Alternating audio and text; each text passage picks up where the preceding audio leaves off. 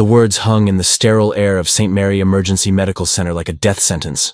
5% chance of survival. At 3 in the morning, everything had stopped. The usual noise of beeping monitors and rushing footsteps had given way to oppressive silence. In the center of this quiet storm knelt a man whose blood-stained suit told only part of his story. Michael Thompson, Silicon Valley entrepreneur worth over $2 billion, was reduced to something far more fundamental.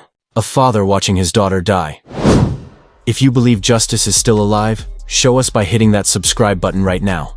This is Tales of Black Justice, where we share true stories of people who were pushed down but rose up stronger. Press like button if you stand with those who refuse to stay invisible. The nightmare had begun just 3 hours earlier with what should have been perfection. Michael Thompson had picked up his daughter Jessica from her prep school in Palo Alto for their weekly father-daughter drive along the California coast. These drives had become sacred. One of the few times in his relentless schedule when he could simply be a dad instead of a chief executive officer. Jessica Thompson had inherited her father's bright smile and quick wit. At 17, she possessed an easy warmth that drew people to her. She was already showing the sharp intelligence that had made Michael successful, but she wore it lightly, without the intensity that had driven him to sacrifice so much for achievement. Jessica connected her phone to the car's sound system and said, "Dad, you have to hear this song. Everyone at school is obsessed." Michael glanced in the rearview mirror, watching his daughter's animated face. These moments were worth more to him than any board meeting or acquisition deal. The irony was not lost on him that the man who could buy almost anything treasured most the things that could not be purchased. His daughter's laughter, her trust, the way she still wanted to spend time with him. Jessica's mother, Catherine, had died when Jessica was 8. Cancer had taken her quickly, leaving Michael to raise their daughter alone while building his company. The early years had been brutal. Nannies filled gaps when Michael could not be there, which was far too often. He had missed school plays, parent-teacher conferences, birthday parties. It was not until Jessica turned 13 and directly confronted him that Michael realized how much damage his work obsession was causing. She had not been angry or dramatic. Instead, she had simply asked during dinner one night, "Dad, do you even want to be my father?" The question hit him like a physical blow. That conversation had led to their weekly drives. Every Thursday evening, no matter what crisis was happening at the company, Michael picked up Jessica. No phones, no work calls, no distractions. They drove up Highway 1 with windows down and music playing. Jessica told him about her upcoming role in A Midsummer Night's Dream, her college applications, her summer plans. Michael listened to every word, storing away details his busy schedule usually forced him to miss. Jessica said quietly over dinner at their clifftop restaurant, "I have been thinking about pre-med. I know you want me to go into business, but I think I want to help people, like really help them." Michael felt a surge of pride so intense it nearly brought tears to his eyes. His daughter was not just intelligent and kind. She was developing genuine purpose. Michael asked, "What made you think about medicine?" Jessica replied, "Remember when Mom was sick? I was only 8, but I remember Dr. Rodriguez. Even though she could not save Mom, she made such a difference. She helped me understand what was happening. I want to be that person for other families." Michael reached across to squeeze her hand and said, "If that is what you want, then that is what we will do. Pre-med it is." The smile that lit up Jessica's face became a memory he would replay obsessively in the hours that followed. The drive home had started perfectly. Jessica dozed in the passenger seat, while Michael drove in comfortable silence with classic rock playing softly. Highway 101 was relatively empty for a Thursday night. He never saw the truck driver who had been behind the wheel for 14 hours straight, fighting sleep while hauling shipping containers from Oakland. The man nodded off for 3 seconds. 3 seconds that changed everything. The semi-truck drifted across the center line just as Michael crested a small hill. In the split second he had to react, Michael yanked the steering wheel hard right. But physics and momentum worked against him. The Honda Pilot, traveling at 70 miles per hour, clipped the truck's front corner and immediately began spinning. Time seemed to slow and speed up simultaneously. The world became a kaleidoscope of broken glass, screaming metal, and Jessica's terrified scream. The sport utility vehicle rolled 3 times before slamming into a concrete barrier, finally coming to rest on its side. In the sudden, terrible silence, Michael's first thought was of his daughter. He was hanging sideways, held by his seatbelt, blood trickling from his forehead. His left shoulder felt wrong, but he was conscious. Michael's voice came out as a croak when he said, "Jessica? Jessica, can you hear me?" Silence from the passenger seat. Fighting against his seatbelt, Michael managed to turn toward Jessica. What he saw made his blood freeze. She was unconscious, her head tilted at an unnatural angle, blood seeping from her hairline. Her breathing was shallow and irregular. Michael screamed, "Help! Somebody help us!" By miracle, another car had been traveling behind them. The driver, a nurse named Patricia from Stanford Medical Center, immediately called 911 and approached the wreckage.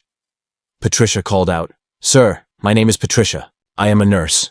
Are you seriously injured?" Michael gasped, "My daughter. Something is wrong with my daughter. She will not wake up." Patricia quickly assessed Jessica's condition and recognized the severity. Traumatic brain injury, possibly spinal cord damage. She stayed with them, monitoring vital signs until paramedics arrived. The ambulance ride to St. Mary was the longest 23 minutes of Michael's life. Jessica's condition deteriorated during transport. Labored breathing, dropping blood pressure, increasingly worried glances from paramedics. Michael sat beside her stretcher, holding her hand and talking continuously, though she showed no awareness. He told her about college applications they would finish together, medical schools she would apply to, patients she would save someday, anything to fill the terrible silence. St. Mary's trauma team was waiting. Jessica was immediately whisked into a trauma bay while Michael was directed elsewhere for evaluation. He had suffered a dislocated shoulder, broken ribs, and concussion, but his injuries were minor compared to his daughter's. For 3 hours, Michael waited in the hallway, watching through the partially open door as teams worked on Jessica. The controlled chaos of emergency medicine played out. Nurses calling vital signs, doctors barking orders, machines beeping with increasing urgency. In the corner of the trauma bay, almost unnoticed, stood Dr. Amara Williams. At 29 years old and 5 feet 3 inches tall, she was easy to overlook in a room full of senior physicians. She had been on shift for 30 hours straight. Her black hair was pulled back in a neat ponytail. Her dark eyes tracked every movement, every decision being made. Dr. Williams had been born to Nigerian immigrant parents who had arrived in Los Angeles with little more than hope and determination. Her father drove a taxi 16 hours a day. Her mother worked as a home health aide while taking in sewing at night. The family's entire existence focused on one goal: ensuring their children could have opportunities their parents had sacrificed everything to provide. Getting into medical school had required more than good grades. The family could not afford preparation courses or multiple application fees. Amara worked nights and weekends throughout college, sending money home while saving every dollar for her future. She graduated with $280,000 in student loans. Earlier that evening, in the resident locker room, Nurse Emily Watson had been telling another nurse about Dr. Williams. Emily had said, "Did you hear about the case last week? That motorcyclist with the torn aorta? 3 attending physicians said it was too risky. Dr. Williams took it. Patient walked out 2 weeks later." The other nurse had replied, "She has the best hands in this program. I have worked with residents for 15 years. Never seen anyone with her instinct." Now, Dr. Williams watched as the trauma team stabilized Jessica enough to get imaging. The computerized tomography scans told a grim story. Multiple skull fractures, severe intracranial bleeding, cervical spine damage. The numbers did not lie. 5% chance of survival. And even if she lived, the likelihood of meaningful recovery was essentially 0. During those 3 hours, Michael experienced helplessness he had never encountered. In his business world, every problem had a solution. Money could solve almost anything. Technology could innovate around obstacles. Determination could overcome resistance. But here, none of his skills or advantages mattered. He could not negotiate with Jessica's injuries. He could not buy a solution that did not exist. Finally, Dr. Richard Hayden emerged. As head of neurosurgery at St. Mary, Dr. Hayden was known for his skill and blunt bedside manner. His expression told Michael everything before he spoke a word. Dr. Hayden said, "Mr. Thompson, we need to talk." In a private consultation room, Dr. Hayden spread Jessica's scans across a light board. The images showed a brain under siege, multiple bleeding areas, dangerous swelling, structural damage that would challenge the most experienced surgeon in the world. Dr. Hayden said without preamble, "Your daughter has suffered severe traumatic brain injury, multiple skull fractures, significant intracranial bleeding, and cervical spine damage. The swelling is increasing rapidly." Michael asked, "What does that mean? Can you fix it?" Dr. Hayden studied the scans and replied, "The surgery required would be extremely complex and dangerous. Success rate of approximately 5%, and even if successful, likelihood of meaningful recovery would be minimal. 5%. The number hit Michael like a physical blow. Michael pressed, "But there is a chance?" 5% is still a chance, Dr. Hayden answered. Theoretically, yes. But Mr. Thompson, this is beyond what our facility can handle safely. You should consider transferring Jessica to a larger medical center. University of California, San Francisco, Stanford. University of California, Los Angeles. Somewhere with more specialized resources. Michael asked, "How long would that take?" Dr. Hayden replied, "Several hours to arrange transport, stabilization protocols." Michael interrupted, "Several hours? You just told me time is critical. How many hours does she have?" Dr. Hayden's silence was answer enough. That was when Michael made his desperate offer. $10 billion. Roughly half his total net worth. He would liquidate everything he had built, sacrifice his entire life's work for one chance to save his daughter. Michael said steadily, "I will liquidate every asset. Tech Vantage Solutions, my real estate holdings, investment portfolio, everything. $10 billion to whoever saves my daughter." The medical staff exchanged glances. They knew who Michael Thompson was. His company's logo was visible from the hospital windows. This was not an empty promise. This was legitimate. But even $10 billion could not buy what did not exist. A surgeon willing to take on such catastrophic odds. Dr. Hayden declined first. His voice was regretful when he said, "Mr. Thompson, I understand your desperation, but the liability issues alone would be career-ending. With odds like these, failure is almost certain." Dr. James Wilson from cardiothoracic surgery shook his head and said, "Something will go wrong. With those numbers, it is not a question of if, but when." Dr. Patricia Martinez from orthopedics added quietly, "The best thing you can do for Jessica is transfer her to a facility equipped for this level of trauma." Dr. David Chen from emergency medicine said, "I am sorry, Mr. Thompson. We all are. But this is beyond our capability. One by one, polite refusals. Too risky. Too complicated. Better to transfer." The irony was devastating. Michael had spent his career solving impossible problems, building technologies others deemed impossible. But money and determination meant nothing here. His daughter was dying, and all his wealth was powerless.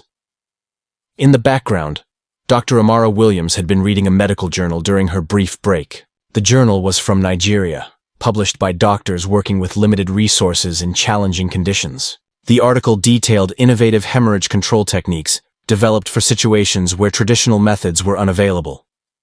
Dr. Williams had said to another resident earlier that shift, "This is why I became a doctor, not to get rich, to save lives when it matters most." The resident had replied, "That is a beautiful sentiment, but the reality is different. Malpractice insurance, student loans, career advancement, sometimes the idealism gets buried." Dr. Williams had answered simply, "Then we have to dig it back up." Now, standing in that hallway, listening to every senior physician decline despite the astronomical sum being offered, Dr. Williams made a decision. She thought about her parents. Her father driving that taxi through dangerous Los Angeles neighborhoods at 3 in the morning. Her mother cleaning houses while her own body ached. They had sacrificed everything so their daughter could stand in this hallway with the letters M and D after her name. They had not made those sacrifices so she could play it safe. Dr. Williams stepped forward. Her voice was quiet but steady when she said, "I will do it." Every head turned toward her. The small figure in wrinkled scrubs, who had been standing in the corner. Michael Thompson's eyes moved to her for the first time. Dr. Williams walked slowly into the center of the group and said, "I will perform the surgery." Dr. Hayden turned to her with surprise in his voice. "Dr. Williams, this is—" Dr. Williams interrupted calmly. "I know what it is. I know the risks. But if we do not try, Jessica dies for certain. 5% is better than 0%. Michael Thompson stared at Dr. Williams. His mind was racing through calculations. A resident, a third-year resident, his daughter's life in the hands of someone who looked barely older than Jessica herself, someone who could not have more than a few years of surgical experience. Michael turned back to Dr. Hayden and said urgently, "Dr. Hayden, please, I am begging you, $10 billion, $20 billion, whatever you want, just you do the surgery. You are the department head. You have 30 years of experience," Dr. Hayden replied. "Mr. Thompson, I have already explained why I cannot," Michael interrupted, his voice rising with desperation. "Then someone else, anyone with more experience. Dr. Wilson, Dr. Martinez, anyone." He looked back at Dr. Williams. His eyes moved from her face to her small frame to her young appearance. Everything about the situation screamed wrong to him. Michael said slowly, "No offense, Dr. Williams, but I need someone with real experience. Not a third-year resident, not a black woman doing experimental surgery on my daughter." The room fell completely silent. Every person in that hallway stopped moving. The ambient sounds of the hospital seemed to disappear. Even the beeping monitors faded into background noise. Dr. Williams stood perfectly still. Her face showed no emotion. No anger, no hurt, no surprise. But Nurse Emily Watson, who had worked alongside her for 2 years, saw her hands clench once at her sides, then slowly relax. Nurse Emily stepped forward, her voice sharp when she said, "Mr. Thompson, that is completely out of line." Dr. James Mitchell, the anesthesiologist who had been observing from the side, added firmly, "Sir, Dr. Williams' race and gender have absolutely nothing to do with her surgical abilities." A younger resident named Marcus spoke up and said, "Dr. Williams saved 3 impossible cases last month alone. Cases that attending physicians said could not be done." Dr. Hayden's voice was stern when he spoke. "Mr. Thompson, I understand you are desperate. I understand you are terrified for your daughter. But Dr. Williams is one of the finest young surgeons I have trained in 30 years. Her race and gender have nothing to do with her skill." Nurse Emily's voice was passionate when she continued, "I have been a surgical nurse for 12 years. I have worked with dozens of surgeons. Dr. Williams is the most talented young surgeon I have ever seen. When she operates, it is like watching an artist." Dr. Mitchell nodded and said, "Last month, we had a case everyone said was impossible. A young man with a brain aneurysm in a location no one wanted to touch. 3 attending physicians refused it. Dr. Williams took it on. The patient walked out of here 3 weeks later."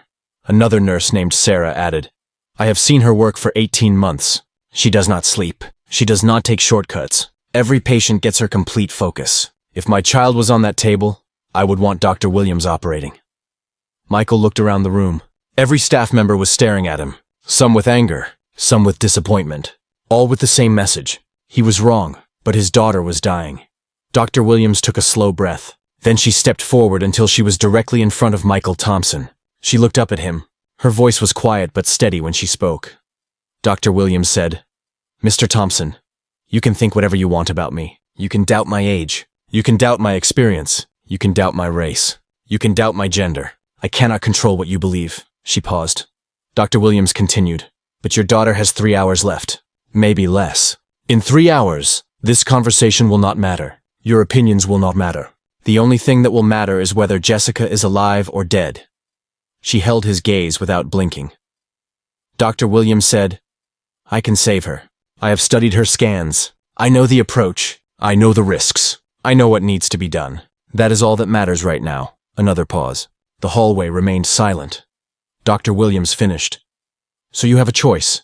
You can let your fear control you. You can let your prejudice control you. Or you can let me save your daughter's life."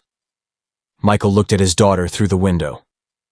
Jessica, 17 years old, unconscious, dying.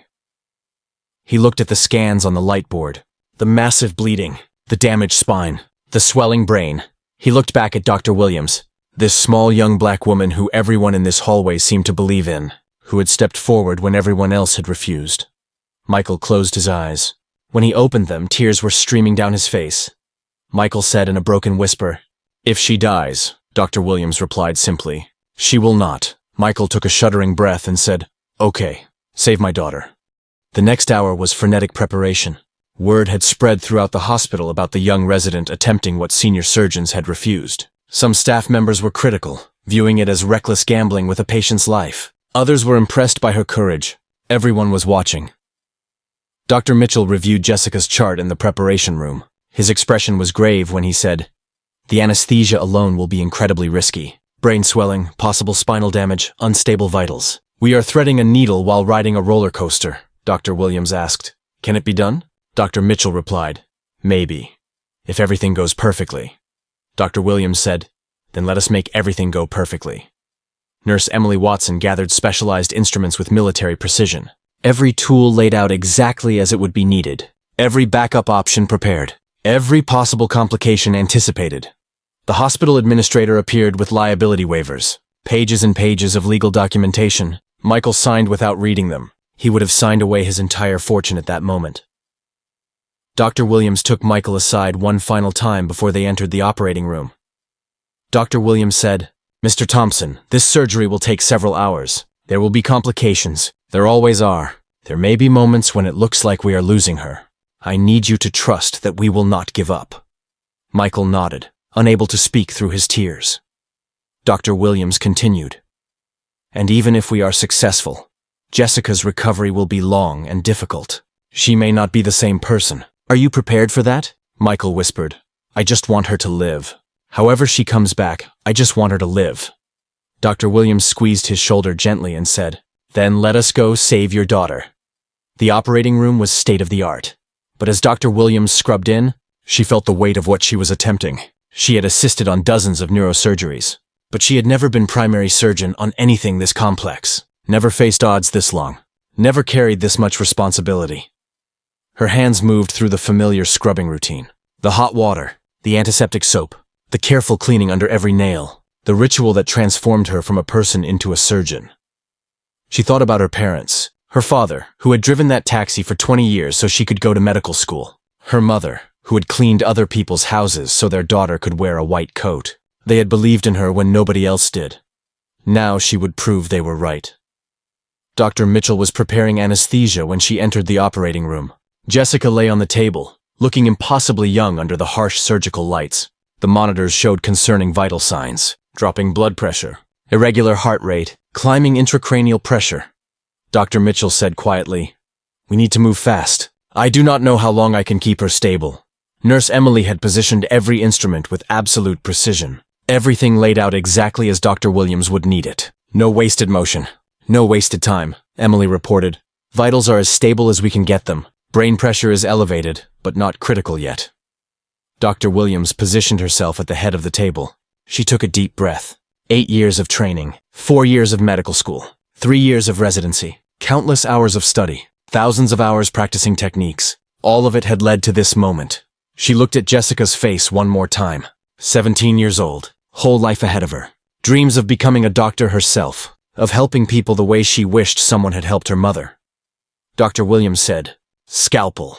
Nurse Emily placed the instrument in her hand with perfect precision. The first incision was always the hardest. The moment when theory became reality, when there was no going back, when a human life depended entirely on the steadiness of her hand and the clarity of her mind. Dr. Williams made the initial cut with absolute confidence. The blade moved through skin and tissue with perfect control. No hesitation. No tremor, Emily reported. Bleeding is minimal, vitals holding steady. The next hour was careful precision balanced against desperate speed. Dr. Williams methodically worked through tissue layers to reach the bleeding areas in Jessica's brain. Each step required absolute focus. One mistake could cause irreversible damage. One slip could end a life. She could feel the weight of Michael Thompson waiting outside. The weight of every staff member who had vouched for her. The weight of her parents' sacrifices. The weight of her own dreams and principles. But she pushed it all aside. In the operating room, there was only the patient. Only the surgery. Only the absolute focus required to save a life. Dr. Williams announced, I can see the primary hemorrhage. Extensive, but not as diffuse as the scans suggested. Using microscopic instruments, she began the delicate process of removing blood clots that were putting fatal pressure on Jessica's brain. The first clot was near the frontal lobe. Dr. Williams worked with infinite care, removing fragments while avoiding damage to the surrounding tissue. Emily reported, Intracranial pressure is coming down. Good progress. But the second clot was far more dangerous. It was positioned near the brainstem, the region that controlled Jessica's basic life functions. Breathing, heart rate, consciousness. One wrong move could leave her in a permanent vegetative state. Dr. Williams said quietly, This one is tricky. I need absolute stillness. Dr. Mitchell made minute adjustments to the anesthesia, ensuring Jessica remained perfectly motionless. The room fell into intense silence, except for the rhythmic beeping of monitors. Working with instruments the size of jeweler's tools, Dr. Williams carefully separated the blood clot from the brainstem. Each movement was calculated, each motion guided by years of training and instinctive understanding of anatomy. Dr. Mitchell warned, blood pressure dropping. Systolic down to 70, Dr. Williams replied without looking up. Do what you need to do. I am not losing her. 2 hours into the surgery, they encountered a major complication.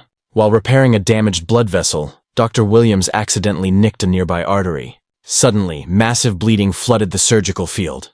Dr. Williams called urgently, Suction! I need visualization now. Emily immediately responded, clearing blood so Dr. Williams could see the source. The bleeding was severe enough to be life-threatening if not controlled within minutes. Dr. Mitchell announced, Pressure dropping fast. Systolic down to 60. Dr. Williams worked with controlled urgency to find the bleeding source. Her hands moved with practiced precision despite the crisis. Sweat beaded on her forehead despite the cool operating room temperature. She located the damaged vessel and said, "Got it. Clamping now." The bleeding slowed, then stopped. Crisis averted. But the complication had reminded everyone how precarious Jessica's condition remained. Every step carried the potential for disaster. After 3 hours, Dr. Williams had successfully addressed the brain hemorrhaging, but the most challenging part still lay ahead. The cervical spine damage required delicate work near Jessica's spinal cord. One wrong move could leave her permanently paralyzed from the neck down. Dr. Williams asked, "How are we doing, James?" Dr. Mitchell replied, "She is stable, but barely. I do not know how much more she can take," Dr. Williams said, convincing herself as much as anyone else. "She is strong. She is going to make it." The spinal surgery required completely different skills and instruments. Dr. Williams had to carefully realign fractured vertebrae while avoiding any contact with the delicate spinal cord running through them. Dr. Williams reported, "C2 and C3 are both severely damaged. I will need metal hardware to stabilize them." Installing titanium rods and screws to hold Jessica's neck vertebrae in place was agonizingly slow work. Each screw required absolute precision. Too shallow and it would not hold. Too deep and it could cause permanent paralysis or death. Emily announced, 4 hours in. The room had fallen into a rhythm. Dr. Williams working with intense focus.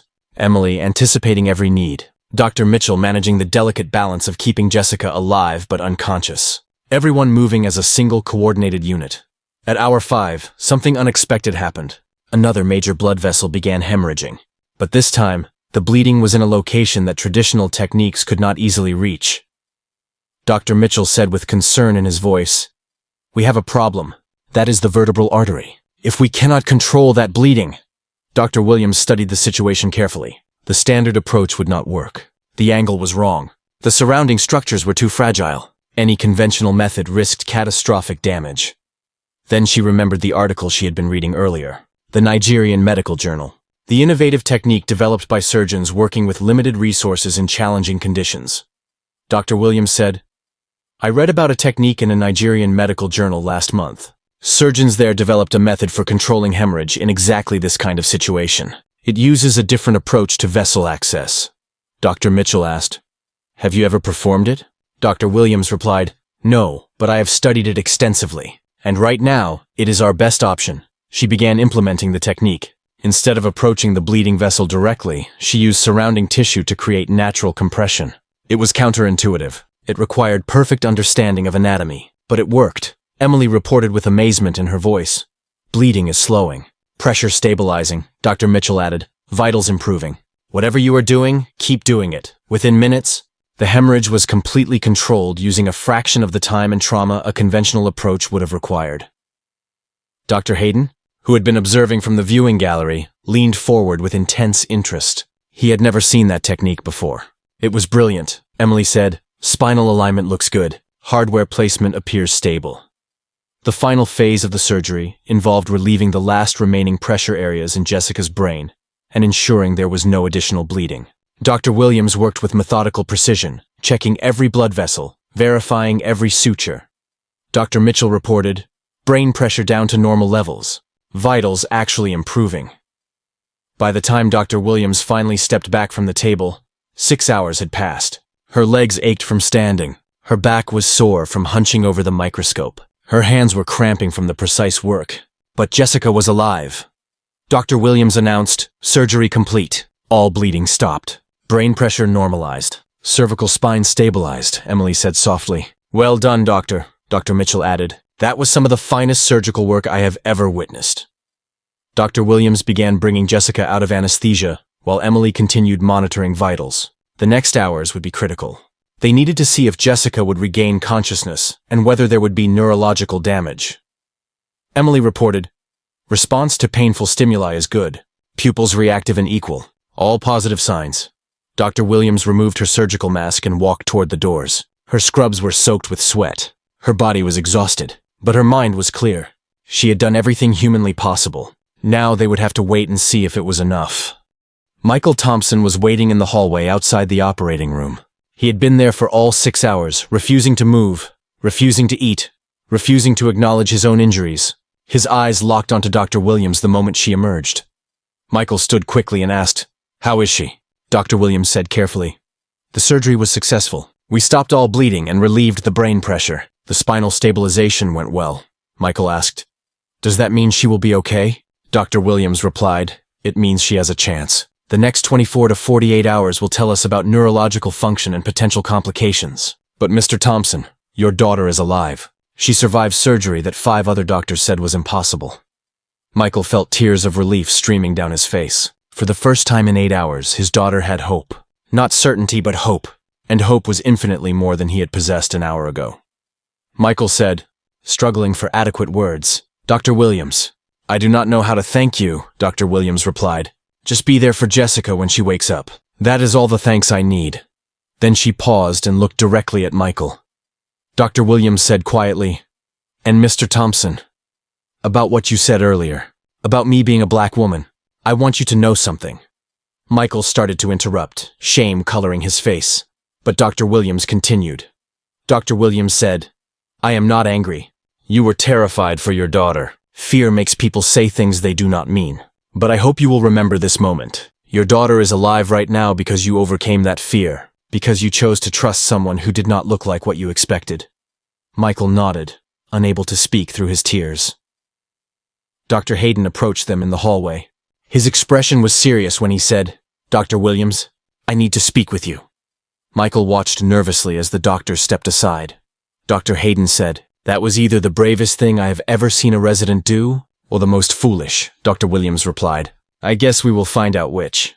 Dr. Hayden's stern expression softened. "For what it is worth, that was some of the finest surgical work I have ever witnessed. That technique you used for the vertebral hemorrhage. I have been a neurosurgeon for 30 years, and I have never seen that approach. Where did you learn it?" Dr. Williams answered, "Nigerian Medical Journal. Surgeons there developed it for resource-limited settings. I have been reading international journals because innovation often comes from places facing the biggest challenges." Dr. Hayden nodded slowly. "If Jessica recovers, it will be because you refuse to give up, and because you were willing to learn from sources others ignore."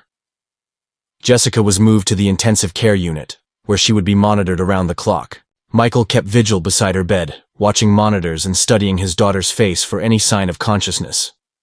Dr. Williams checked on Jessica every few hours, examining pupils, testing reflexes, monitoring her progress with careful attention. Michael asked during one visit, "Any changes?" Dr. Williams replied while studying the monitor readouts. "Brain activity is good. Swelling continues to decrease. Vital signs are stable. All positive indicators." The next day passed slowly. Jessica remained unconscious but stable. Michael did not leave the hospital, surviving on coffee and whatever food the staff brought him. He had not showered, had not changed clothes, had not thought about his company or his wealth or anything except his daughter.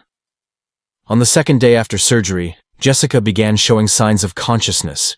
Her eyes moved beneath closed lids. She responded to voices. She followed simple commands, though her movements were weak and uncoordinated. Most importantly, she had movement and sensation in all 4 extremities. The spinal surgery had been successful. She would not be paralyzed. Dr. Williams was present when Jessica's eyes finally opened. She leaned over the bed and said gently, "Hi there, Jessica. You are in the hospital. You were in a car accident, but you are safe now." Jessica's voice was barely a whisper when she asked, "My dad?" Dr. Williams replied, "He is fine. He has been here the whole time, waiting for you to wake up. He has not left your side." When Michael was finally allowed to see his conscious daughter, the emotion overwhelmed both of them. Jessica could not remember the accident or the surgery, but she could see the relief and love and gratitude in her father's eyes. Jessica whispered, "I am sorry, Dad." Michael replied, tears streaming down his face, "You have nothing to be sorry for. You are here. You are alive. That is all that matters." He looked at Dr. Williams standing quietly in the corner and added, "And we have Dr. Williams to thank for that. She saved your life when nobody else would try." Dr. Williams continued monitoring Jessica's recovery over the following weeks. The young woman's progress was remarkable, better than anyone had dared hope. While she would need extensive physical therapy and rehabilitation, early indicators suggested she would make a near-complete recovery. Physical therapy began almost immediately. Therapists worked with Jessica to rebuild strength and coordination that had been affected by the brain injury. The work was exhausting and often frustrating, but Jessica attacked it with determination. Dr. Sarah Martinez, the rehabilitation specialist, explained to Michael and Jessica, "The human brain is remarkably adaptable, especially in young people. Jessica's brain is already creating new neural pathways to compensate for damaged areas. With consistent therapy, she should get back most, if not all, of her abilities." Dr. Martinez continued, "The work Jessica is doing now will determine her long-term outcome. Every exercise, every repetition is helping her brain rewire itself." Jessica told Dr. Williams during one of her daily check-ins, "I want to get back to normal as quickly as possible. I have college applications to finish. I want to go to medical school." Dr. Williams advised, "Do not rush the process. Your brain needs time to heal completely, but I have no doubt you will get there." A week after the surgery, Jessica was alert, talking normally, and beginning to regain strength. The medical staff was amazed by her resilience and her rate of recovery. What should have been impossible was becoming merely remarkable. Jessica said during one conversation, "My dad told me what you did. He said you saved my life when no one else would try. He also told me what he said to you. About you being a black woman," Dr. Williams replied calmly. "Your father was terrified. People say things they do not mean when they are afraid." Jessica shook her head and said, "That does not make it okay, but I want you to know something. You are the reason I'm going to become a doctor, not just because you saved my life, because you showed me what being a doctor really means. It is not about money or status. It is about being willing to fight for people when everyone else has given up." Dr. Williams felt emotion rising in her throat. This was why she had become a doctor, not for moments like the surgery, though those mattered, but for moments like this, when a life saved became a life that would go on to save others. As Jessica's recovery continued, news of the surgery spread beyond St. Mary Medical Center. Medical journals wanted to document the case. Local news stations requested interviews. Dr. Williams declined most of the attention, preferring to focus on her patients rather than publicity. The one interview she agreed to was with the Journal of Trauma Surgery. When asked why she had taken on such a risky case, Dr. Williams said simply, "I became a doctor to save lives. Sometimes that means taking risks others will not take. If we only treat easy cases, we are not really serving our patients." Michael Thompson tried repeatedly to honor his original $10 billion offer, but Dr. Williams refused any payment beyond her normal resident salary of $65,000 per year. Michael insisted, "Dr. Williams, I meant what I said that night. $10 billion. You saved my daughter's life." Dr. Williams replied, "Mr. Thompson, I cannot accept it. I did not save Jessica's life for money. I did it because it was right, because she deserved someone willing to fight for her." Michael said, "Then let me do something else. There has to be some way I can show my gratitude, some way I can honor what you did." Dr. Williams was quiet for a moment, thinking about her own struggles paying for medical school, thinking about other talented students who might not have the opportunities they deserved because of financial barriers. Dr. Williams said, "Actually, there is something. There are many young people who want to become doctors but cannot afford medical school. Students who have the talent and the commitment, but not the resources. Maybe you could help them." 6 months later, the Thompson Medical Excellence Foundation launched with a $50 million endowment. The foundation's mission was supporting medical students who demonstrated exceptional commitment to patient care over personal profit. The foundation emphasized emergency medicine, trauma surgery, and other fields where willingness to take on difficult cases made the difference between life and death. Dr. Williams was named the first recipient of the foundation's Exceptional Service Award. The award came with a $50,000 grant to pay down her student loans. In her acceptance speech to an audience of medical professionals and students, Dr. Williams said something that would be quoted in medical schools for years to come. Dr. Williams said, "Medicine is not about the impossible cases we cure. It is about the impossible cases we are willing to try to cure. The moment we stop trying is the moment we stop being healers. Every patient deserves someone willing to fight for them, regardless of odds, regardless of risk, regardless of what others might say." The audience rose in a standing ovation that lasted 3 minutes. Jessica Thompson made a full recovery. She enrolled in pre-med courses at Stanford University. The accident had not diminished her desire to become a doctor. If anything, it had strengthened her resolve. Jessica told Dr. Williams during one of their periodic meetings, "I want to specialize in pediatric emergency medicine. I want to work with children who are facing impossible situations, children whose families need someone willing to fight when others have given up." Dr. Williams observed, "That is a challenging field. Lots of difficult cases. Lots of heartbreak, Jessica replied. But also lots of opportunities to make a difference. You taught me that sometimes the cases that seem hopeless are the ones most worth fighting for. They had maintained a relationship beyond doctor and former patient. Dr. Williams had become something of a mentor as Jessica pursued her medical career. They met for coffee every few months to discuss Jessica's progress, her challenges, her growing understanding of what it meant to be a physician.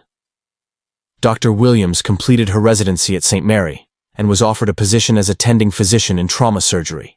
At 32 years old, she became one of the hospital's youngest attending physicians. She specialized in complex trauma cases and built a reputation for taking on the most challenging situations.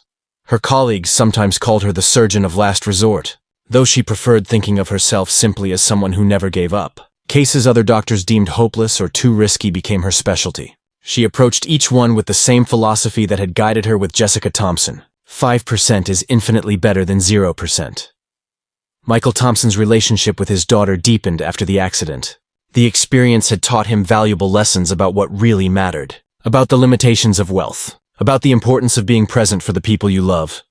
He continued running TechVantage Solutions, but with a different perspective on work-life balance. The company remained successful, but Michael no longer worked 18-hour days. He made time for Jessica, for relationships, for the parts of life that could not be monetized or optimized.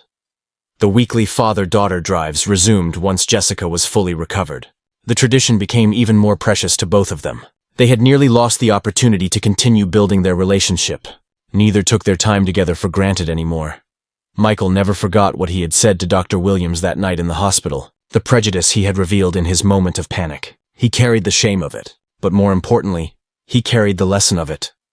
He told Jessica one evening during their drive, "I said something terrible to Dr. Williams that night. Something I am ashamed of," Jessica replied. "I know, Dad." She told me. Michael continued, "I let fear and prejudice control me at the worst possible moment, and the person I insulted ended up saving your life. That is something I will never forget," Jessica said. Dr. Williams told me she was not angry. She said fear makes people reveal their true beliefs, but what matters is whether we learn from it. Michael nodded. "I learned more in that one night than I learned in 20 years of running a company. I learned that the people we dismiss, the people we underestimate, the people we judge based on appearance or background, sometimes they are exactly the people we need most." 3 years after the accident, Jessica was in her final year of medical school at Stanford. She was at the top of her class. She had already been accepted into the Pediatric Emergency Medicine Residency Program at University of California, San Francisco. During her clinical rotations, Jessica encountered a case that brought everything full circle. A 6-year-old boy named Marcus had been hit by a car. He suffered injuries similar to the ones Jessica had sustained. Multiple skull fractures, brain hemorrhaging, cervical spine damage. The senior attending physician was reluctant to attempt the complex surgery required. The risks were too high, the odds too long. Jessica found herself in a position eerily similar to Dr. Williams 3 years earlier. A junior medical student arguing for a case others deemed hopeless. Jessica said to the attending physician, "Dr. Chen, I understand the risks, but if we do not try, this little boy has 0% chance of survival. If we do try, maybe he has 5%. 5% is infinitely better than 0. The attending physician studied Jessica for a long moment. Then he said, "You sound like someone I know. Dr. Amara Williams. She trained here before moving to St. Mary. She would say exactly the same thing." Jessica replied, "Dr. Williams saved my life when I was 17. She taught me that sometimes 5% is enough. Sometimes it is everything." The attending physician made his decision. "Okay, we will try, and you can assist." The surgery was successful. The boy made a full recovery, and Jessica realized she had become part of a chain of compassion and courage that started with Dr. Williams's decision to fight for her life. 20 years after that night in St. Mary's emergency room, Dr. Amara Williams stood before an auditorium of graduating medical students at Stanford University School of Medicine. She was delivering the commencement address. In the audience sat Dr. Jessica Thompson Martinez, now Chief of Pediatric Emergency Medicine at University of California, San Francisco Medical Center. Beside her sat her father Michael, whose hair had gone silver, but whose eyes still held the same intensity.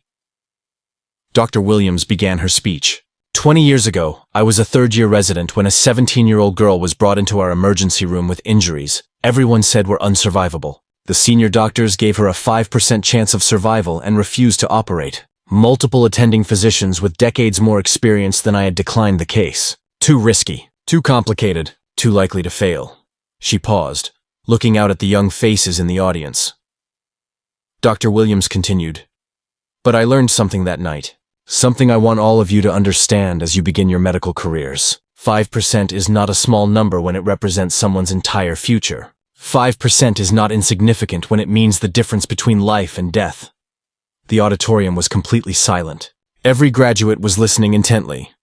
Dr. Williams said, "That girl is now Dr. Jessica Thompson Martinez. She is one of the finest pediatric emergency physicians in the country. Over the past 15 years, she has saved hundreds of children's lives. Every single one of those lives exists because someone was willing to fight for 5%. She gestured toward Jessica in the audience. Dr. Williams continued, "Dr. Thompson Martinez has built her entire career on the same philosophy. She takes the cases others refuse. She fights for the patients others have given up on. And she has proven, case after case, that 5% can be enough." Jessica felt tears streaming down her face. Beside her, Michael squeezed her hand.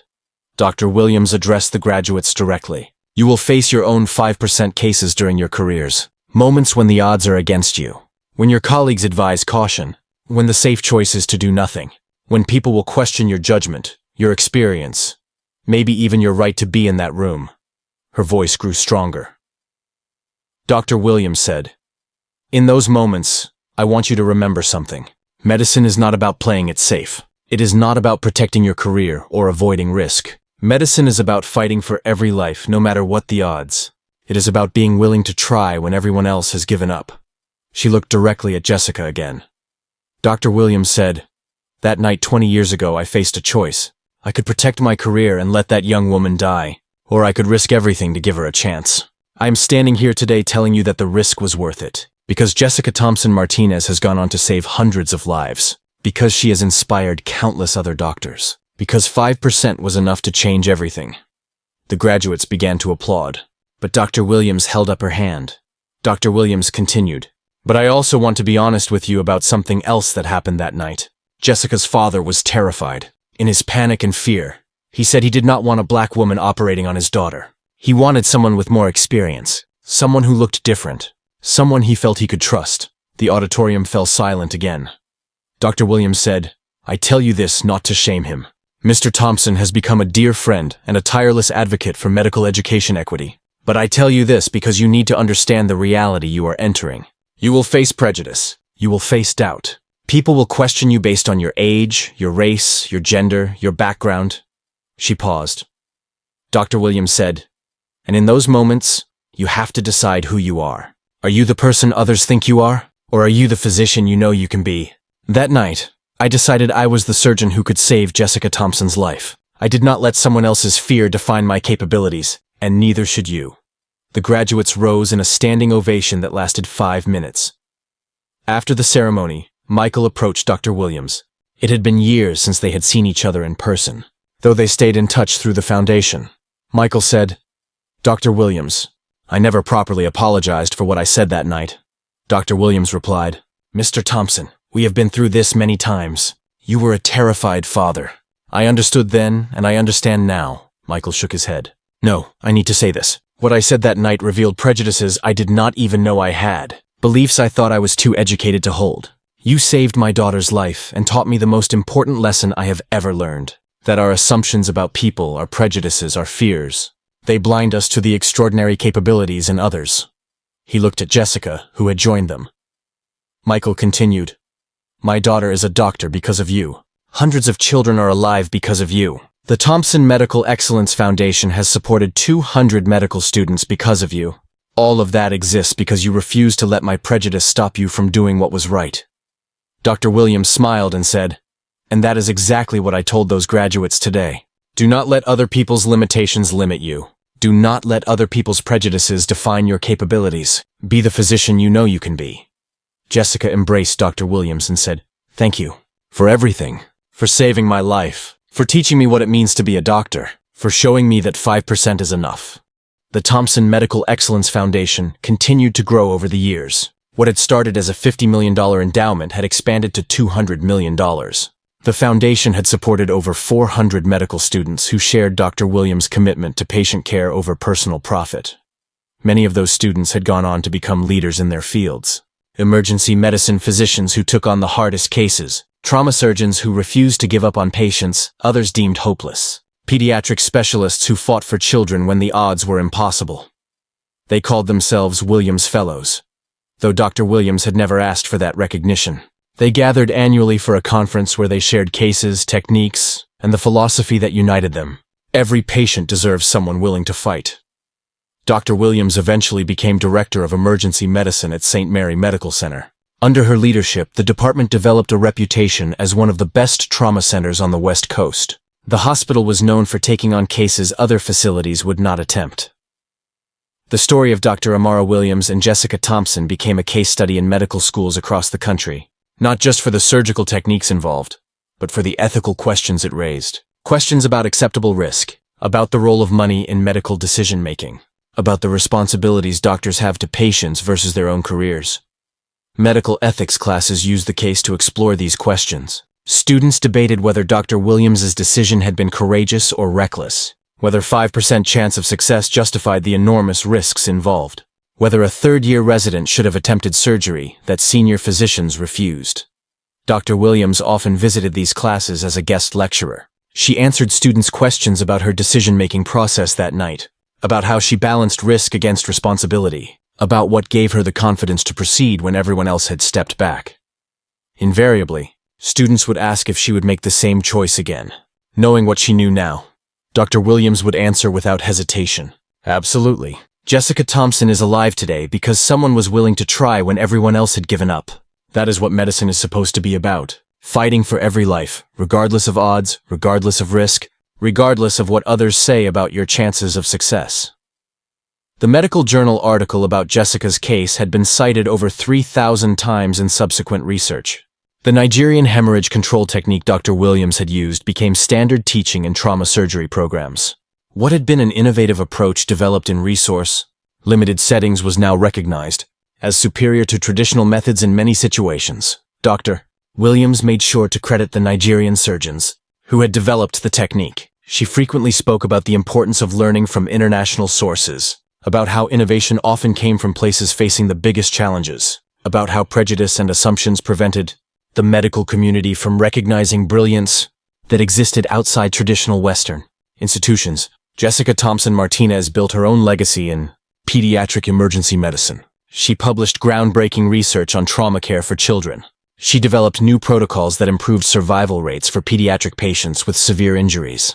She trained a generation of young doctors who carried forward the same philosophy. 5% is infinitely better than 0. The story of what happened that night at St. Mary Medical Center resonates because it challenges us to examine our own assumptions, our own prejudices, our own willingness to take risks for what matters most. Michael Thompson learned that wealth and power mean nothing in the face of mortality, that the people we dismiss or underestimate might be exactly the people we need most, that overcoming our prejudices, even in moments of terror, can open doors to miracles we never imagined possible. Dr. Amara Williams proved that courage and competence know no boundaries of race or gender or age, that sometimes the youngest voice in the room is the wisest. That true expertise comes not from years of experience, but from unwavering commitment to doing what is right. Jessica Thompson Martinez discovered that surviving is not enough, that being given a second chance at life comes with a responsibility to fight for others who face impossible odds, that the best way to honor those who saved us is to save others in turn. The real miracle of that night was not the surgery itself. It was not the 5% chance that became 100% survival. The real miracle was what happened when prejudice was overcome, when fear was conquered, when courage triumphed over caution. Every day, in hospitals around the world, doctors face these same choices. Patients with terrible odds, colleagues who counsel caution, fears about failure and liability and career consequences. And every day some doctors choose courage. They choose to fight. They choose 5% over 0. This is not a story about a single remarkable surgery. It is a story about the choice we all face when confronted with impossible situations. Do we let fear control us? Do we let prejudice limit us? Do we choose safety over service? Or do we step forward, despite the odds, despite the doubts, despite the voices telling us to step back? Sometimes 5% is enough. Sometimes it is everything. And sometimes, the person willing to fight for that 5% is the person everyone else underestimated. This is Tales of Black Justice. Dr. Amara Williams stood up when everyone else sat down. She fought for a life when everyone else walked away. She proved that courage and competence do not depend on what you look like or where you come from. They depend on what you believe and what you are willing to risk for those beliefs. If you believe that every life is worth fighting for, subscribe to this channel right now. If you believe that prejudice should never stand between a patient and the care they need, hit that like button. If you know someone who has been underestimated, dismissed, or told they were not good enough, share this story with them. We share these stories because they matter. Because representation matters. Because seeing someone who looks like you accomplishing the impossible makes your own impossible dreams feel a little more achievable. What would you have done in Dr. Williams' position? What would you have done in Michael Thompson's position? Share your thoughts in the comments below. And remember, 5% is infinitely better than 0. Sometimes 5% is enough to change everything.